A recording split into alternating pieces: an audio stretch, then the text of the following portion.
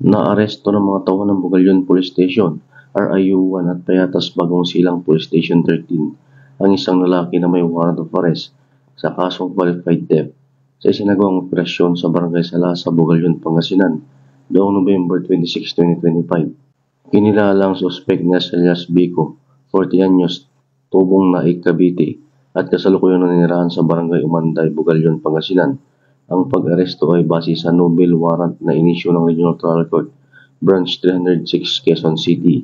Isinagawa ang operasyon sa ilalim ng pamumuno ni Police Captain Chris Ison Soriano, kung saan mayos at mapayapang na-serve ang warrant.